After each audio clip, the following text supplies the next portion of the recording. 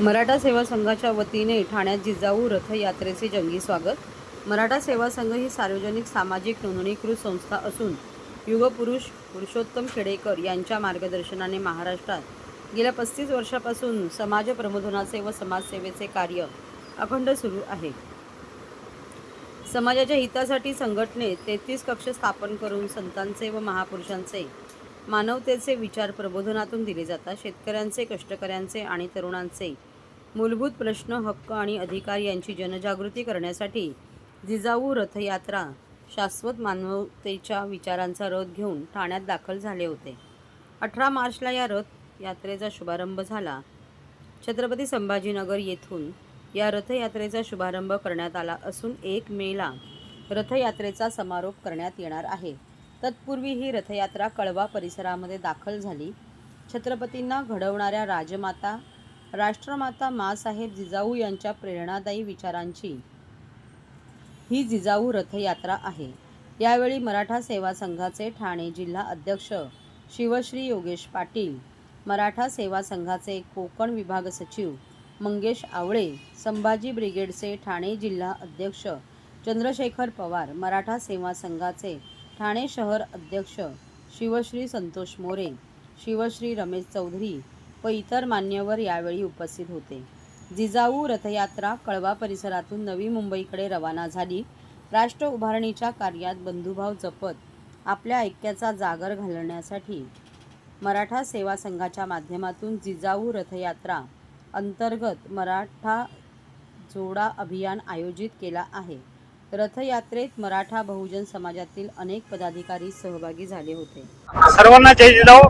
राष्ट्रमाता राजमाता जिजाऊ सर्वप्रथम विनम्र मराठा जनसंवाद दौरे मराठा सेवा संघाच्या वतीने जिजाऊ रथयात्रा मराठा जोडो अभियान या महाराष्ट्रामध्ये 18 मार्च 2025 वेरूळ येथून शहाजी महाराजांच्याकडे निघालेली ही जिजाऊ रथयात्रा 45 दिवसाचा प्रवास करून लाल महाल पुणे येथे याचा समारोप होणार आहे। या रथयात्रा काढण्यामागचा हेतू असा आहे की मागच्या 2 वर्षामध्ये महाराष्ट्रामध्ये जी परिस्थिती निर्माण झालेली आहे, जातीमध्ये तणाव निर्माण झालेला आहे, या 18 पगड जातीला बरोबर घेऊन गेली 35 वर्ष मराठा सेवा संघाने एकोप्याचं काम केलेले आहे आणि मराठा या शब्दाची व्याख्या सुद्धा मराठा सेवा संघाने सुरुवातीपासून अशी केलेली आहे। राष्ट्रगीतामध्ये मराठा सिंध गुजरात मराठा, पंजाब सिंध गुजरात मराठा या अर्थाने मराठा किंवा छत्रपती शिवाजी महाराजांनी आपल्या आरमारामध्ये 18 पगड जातीच्या सैनिकांना एकत्र करून त्यांना मावळा या नावाने संबोधलं होतं। त्या छत्रपती शिवाजी महाराजांच्या आरमारामध्ये 18 पगड जातीची लोक होती, त्यामध्ये मुस्लिम होते, दलित होते, सर्व समाजाची लोक होती। या सर्वांना घेऊन स्वराज्य निर्माण केलं। अशाच प्रकारचा हा जो मराठा आहे या अर्थाने मराठा सेवा संघाने गेली 35 वर्षे काम केलेलं आहे। त्यामुळे या महाराष्ट्रामध्ये मागच्या 2 वर्षामध्ये ही परिस्थिती जरा आमच्या लक्षात आली आणि म्हणून संस्थेचे संस्थापक अध्यक्ष क्रांती पुरुषोत्तम खेडेकर साहेबांच्या विचारातून आणि मी स्वतः समन्वयक प्राध्यापक अर्जुन तनपुरे आमच्या दोघांच्या विचारातून ही रथयात्रा काढण्याचं ठरलं। याचं नेतृत्व सौरभ दादा खेडेकर हे करतायत आणि गेल्या 41 दिवसामध्ये आम्ही आज ठाणे येथे पोहोचलेले आहे। पुढचे 4 दिवस संपून आम्ही लाल महाल येथे याचा समारोप होणार आहे आणि हे संपल्यानंतर आमच्या असं लक्षात येईल की आम्ही जेव्हा या 38 जिल्ह्यामध्ये जवळपास आतापर्यंत 32 जिल्ह्यात आम्ही जाऊन आलो, सगळीकडे या रथयात्रेच्या निमित्ताने 18 पगड जातीची लोक येत आहेत। मुस्लिम, दलित, आदिवासी सर्वच्या सर्व लोक या रथयात्रेचं अत्यंत उत्साहामध्ये स्वागत करतायत आणि ते सांगतात की सर अत्यंत योग्य वेळी आपण रथयात्रा काढली आणि मराठा सेवा संघ एकमेव संघटन आहे या महाराष्ट्रामध्ये नव्हे या देशामध्ये शांतता निर्माण करण्यासाठी प्रयत्न करताय। आम्हाला शांतता हवी। ज्या देशामध्ये धार्मिक दंगली होतात तो देश रसातळाला जातो।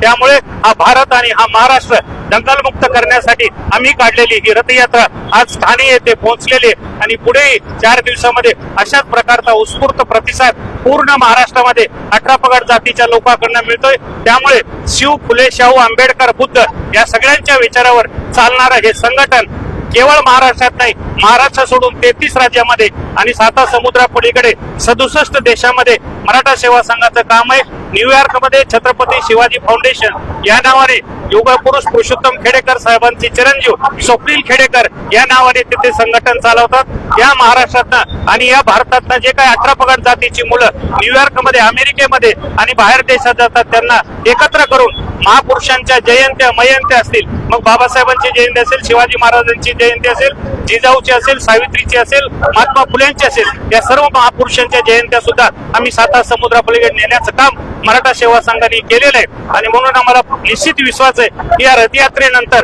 महाराष्ट्रामध्ये निश्चितच सलोखा निर्माण होईल, या बाबतीमध्ये आमच्या मनात शंका नाही, म्हणून आम्ही ही रथयात्रा काढलेली आहे। आमचं जे काही प्रचंड स्वागत या ठाण्यामध्ये झालेलं आहे आणि आपण सर्व प्रेस मीडिया, इलेक्ट्रॉनिक्स मीडिया या सर्व यांचं मी रथयात्रेचा संकल्पक म्हणून आपल्या सर्वांचं जाहीर अभिनंदन करतो आणि थांबतो। जय जिजाऊ, जय शिवराय।